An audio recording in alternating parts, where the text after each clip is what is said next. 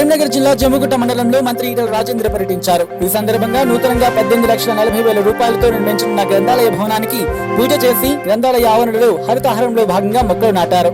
అనంతరం ఇటీవల మృతి చెందిన రైతుల కుటుంబాలకు రైతు బీమా చెక్కుల పంపిణీ చేసి తెలంగాణలోని ప్రతి కుటుంబాన్ని ఆదుకుంటామని మంత్రి అన్నారు.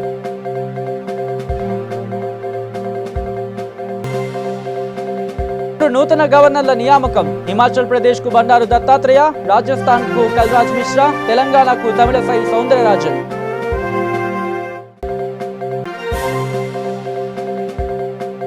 కరీంనగర్ జిల్లా పోలీస్ హెడ్ క్వార్టర్స్ లో కమిషనర్ కమల్ హాసన్ రెడ్డి ఆధ్వర్యంలో హరితహారం కార్యక్రమం నిర్వహించారు. ఇందులో ముఖ్య అతిథిగా T Krishnaprasad, DGP, state road safety authority వారు పాల్గొని మొక్కలు నాటి నీరు పోశారు.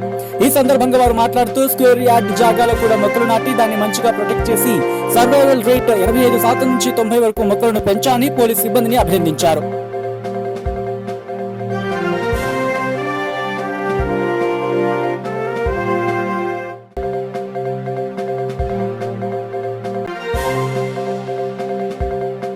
సరూర్నగర్ శ్రీ త్రివేణి పాఠశాలలో స్టూడెంట్ రెడ్ కాన్ఫరెన్స్ కార్యక్రమం ఘనంగా జరుపుకున్నారు. ఈ కార్యక్రమంలో విద్యార్థులు తాము నేర్చుకున్న అంశాన్ని ప్రదర్శించి అందరికీ వివరించారు.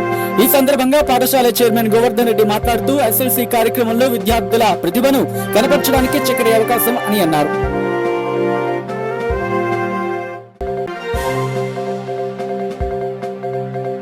పర్యావరణ పరిరక్షణలో భాగంగా ప్రతి ఒక్కరూ వినాయక ఉత్సవాల్లో మట్టి గణపతులను ప్రతిష్ఠించాలని కాలుష్య నియంత్రణ మండలి జిల్లా అసిస్టెంట్ పర్యావరణ ఇంజనీర్ మానస పేర్కొన్నారు.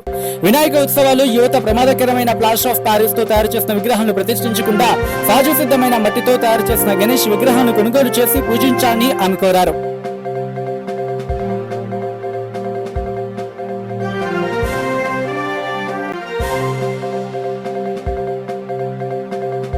ములుగు జిల్లా మంగంపేట మండలం కమలాపురం గ్రామంలోని ఇందిరానగర్ లో ఎస్పీ శరత్ చంద్ర పవర్ ఆధ్వర్యంలో కాటన్ సెర్చ్ నిర్వహించారు. ఈ కాటన్ సెర్చ్ లో 2700 లీటర్ల గుడుంబా పానకం, 10 లీటర్ల గుడుంబా, 21 బీర్లు, 20 క్వార్టర్లు, 21 బైకులు స్వాధీనం చేసుకున్నారు. ఈ కార్యక్రమంలో సిఆర్పీఎఫ్, సివిల్ పోలీసులు పాల్గొన్నారు.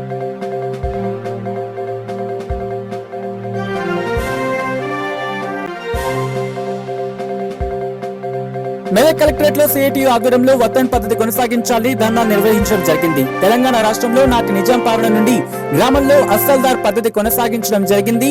నాటి నుంచి నేటి వరకు వతన్ పద్ధతి కొనసాగుతూ ఉంది. అయితే దాని హైకోర్టు అకస్మాత్తుగా రద్దు నిర్ణయంతో వతన్దారులు రోడ్డు మీద పడాల్సి వచ్చింది. దీనిపై ప్రభుత్వం చొరవ తీసుకుని వతన్ పద్ధతి కొనసాగించాలని కలెక్టర్ ధర్మారెడ్డి గారికి వినతి పత్రం అందజేయడం జరిగింది.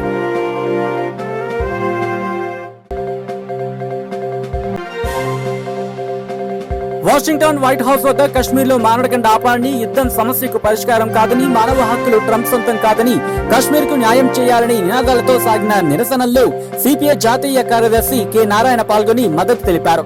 ప్రపంచ గుత్తాధిపత్యం కలిగిన అమెరికా వైట్ హౌస్ కి కేవలం 100 మీటర్ల దూరంలో నిరసనలు తెలిపేందుకు అవకాశం ఉంది. కానీ ఆంధ్రప్రదేశ్, తెలంగాణ రాష్ట్రాల్లో మాత్రం 10 కిలోమీటర్ల దూరంలో నిరసనలు తెలిపినా ఆయా ప్రభుత్వాలు నేరంగా పరిగణిస్తూ ఉండడం దుర్మార్గం.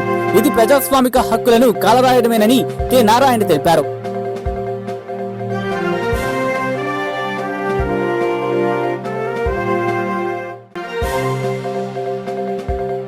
కర్ణాటకలో జరిగిన సెకండ్ ఇంటర్నేషనల్ కరాటే ఛాంపియన్షిప్ లో హైదరాబాద్ దిల్షుక్ నగర్ కి చెందిన బ్రిలియన్ స్కూల్ విద్యార్థులు సత్తా చాటారు. రాజ్ నాయక్ కరాటే అకాడమీలో శిక్షణ పొందిన 10 మంది విద్యార్థులు 4 బంగారు పతకాలు, 3 రజత పతకాలు, 3 కాంస్య పతకాలు సాధించారు. బ్రిలియన్ స్కూల్ చదువుతో పాటు క్రీడలకు ప్రాధాన్యం ఇస్తూ అదేవిధంగా ఆత్మరక్షణ కోసం కరాటే శిక్షణ ఉపయోగపడుతుందని మా స్కూల్ విద్యార్థులు కర్ణాటక వెళ్లి మెడల్స్ సాధించడం స్కూల్ యాజమాన్యానికి, వారి తల్లిదండ్రులకు గర్వకారణంగా ఉందని స్కూల్ చైర్మన్ కసిరెడ్డి నారాయణ రెడ్డి తెలిపారు.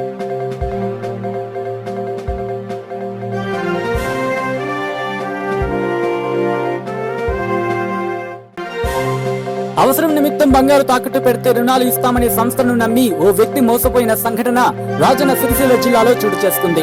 సిరిసిల్లకు చెందిన కరుణాకర్ అనే వ్యక్తి 7 నెలల క్రితం తన బంగారం గొలుసును సిరిసిల్ల గాంధీనగర్ లో కల యూనిమోని అనే ప్రైవేటు సంస్థలో తన అవసరాల నిమిత్తం 33,000 రూపాయలకు తాకట్టు పెట్టడం జరిగింది. తిరిగి దానిని విడిపించుకోవడానికి రాగా సిబ్బంది ఇచ్చిన సమాధానంతో అవాక్కయ్యాడు.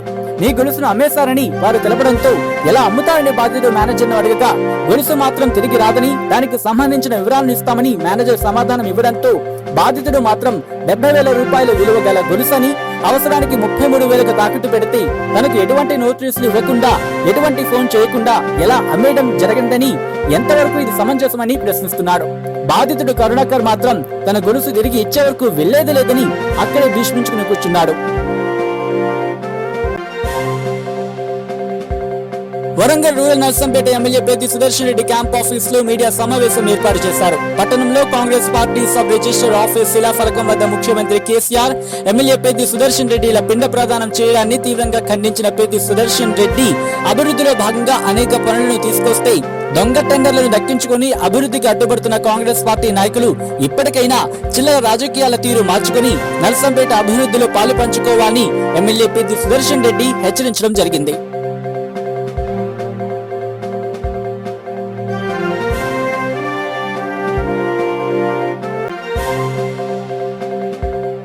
హైదరాబాద్ నెక్లెస్ రోడ్ జిలవిహార్ ప్రాంగణంలో ఎస్ఆర్ఆర్ ఫార్చ్యూన్స్ ఇన్ఫ్రా ఆధ్వర్యంలో వైద్య రత్న అవార్డ్స్ ఘనంగా నిర్వహించారు.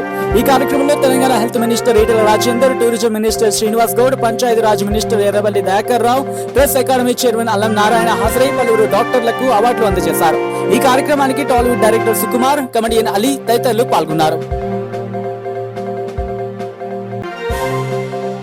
రాష్ట్ర ప్రభుత్వం ప్రతిష్టాత్మకంగా చేపడుతున్న సంక్షేమ పథక ఫలాలను అర్హులైన ప్రతి ఒక్కరూ సద్వినియోగం చేసుకోవాలని లోకేష్ జడ్పీటీసీ కళావతి శ్యాంసుందర్ కనకపూర్ గ్రామ సర్పంచ్ నరేష్ అన్నారు. కనకపూర్ గ్రామంలో గొర్రెల పెంపకందారులకు ప్రభుత్వం నుంచి రాయితీపై సరఫరా అయిన దానాను పంపిణీ చేశారు. కర్నూలు ఆర్టీసీ బస్టాండ్లో నిత్యం ప్రయాణికులు, విద్యార్థులు సీటు కోసం ప్రమాదకర ఫీట్లు చేస్తున్నారు. సిబ్బంది నిర్లక్ష్యం దీనికి ప్రధాన కారణంగా తెలుస్తోంది. బస్సు స్టేజ్ దగ్గరికి చేరి దిగాల్సిన ప్రయాణికులు దిగే వరకు ఎవరిని అనుమతించకూడదు. ఇందుకు విరుద్ధంగా ఎమ్మిగనూరు బస్టాండ్లో బస్సు స్టేజ్ దగ్గరికి వస్తున్న సమయంలో ప్రయాణికులు బస్సు వెంట పరిగెత్తుతూ సీటు కోసం కిటికీల నుంచి తమ వస్తువులను సీట్లపైకి విసురుతున్నారు. దీంతో దిగాల్సిన ప్రయాణికులు, ముఖ్యంగా మహిళలు ఇబ్బందులకు ఎదుర్కొంటున్నారు.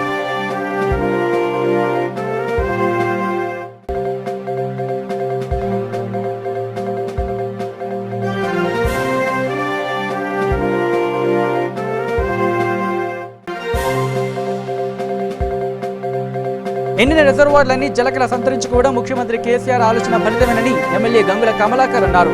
కాళేశ్వరం నీళ్లు లోయర్ మానేరు రిజర్వాయర్కు చేరిన సందర్భంగా జలహారతి నిర్వహించారు. డెడ్ స్టోరేజ్కి చేరిన రిజర్వాయర్ జీవం పోసుకోవడంపై ఆయన హర్షం వ్యక్తం చేశారు. కరీంనగర్ వాసుల పక్షాన ముఖ్యమంత్రి కేసీఆర్ కి ప్రత్యేక కృతజ్ఞతలు తెలిపారు.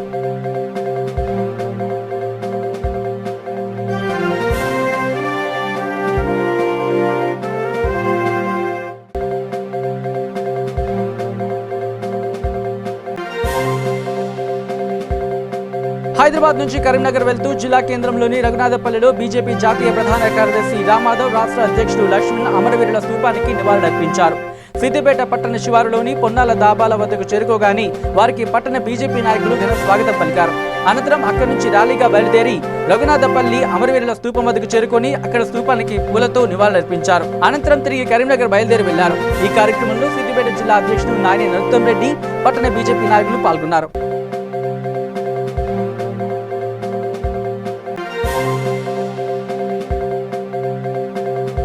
కొత్త వాహన నిబంధనలు నేటి నుంచి అమలులోకి రాగా రాష్ట్ర ప్రభుత్వం నిర్ణయం తీసుకునేంత వరకు మందుబాబుల మినహా మిగతా ఉల్లంఘనలపై పాత జరిమానాల విధానాన్ని అమలు చేయాలని ట్రాఫిక్ పోలీసు అధికారులు నిర్ణయించారు. కేంద్ర మోటారు వాహన సవరణ చట్టం 2019 అమల్లోకి రాగా తుది నిర్ణయాన్ని రాష్ట్రాల ప్రభుత్వాలకు అప్పగించిన సంగతి తెలిసిందే. పలు రకాల ఉల్లంఘనల్లో జరిమానాలను 10 రెట్ల వరకు పెంచారు. హెల్మెట్ లేకుండా వాహనం నడిపితే పట్టుబడితే ప్రస్తుతం 100 రూపాయల జరిమానా ఉండగా దాన్ని 1000 రూపాయలకి పెంచగా ప్రభుత్వం నిర్ణయం తీసుకునేంత వరకు 100ని వసూలు చేస్తామని అన్నారు. ఇక మద్యం దాగి వాహనం నడిపే వారిపై మాత్రం తక్షణమే కొత్త నిబంధనలు వర్తిస్తాయని, 10,000 రూపాయల జరిమానా కట్టాల్సిందని, వాహనాలు నడిపే మైనర్లపైన కఠినంగా వ్యవహరిస్తామని సైబరాబాద్ డీసీపీ ఎస్ విజయ్ కుమార్ వెల్లడించారు. తీవ్రమైన కేసుల విషయంలో కోర్టుల్లో అభియోగ పత్రాలను సమర్పిస్తామని ఆయన స్పష్టం చేశారు.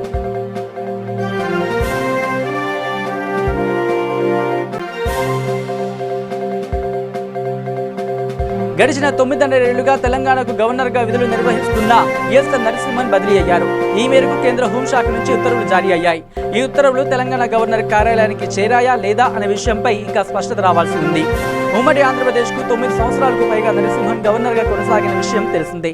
ఆయన గవర్నర్ గా ఉన్నప్పుడు ఆంధ్రప్రదేశ్ 2గా విడిపోయి తెలంగాణ రాష్ట్రం ఆవిర్భవించింది.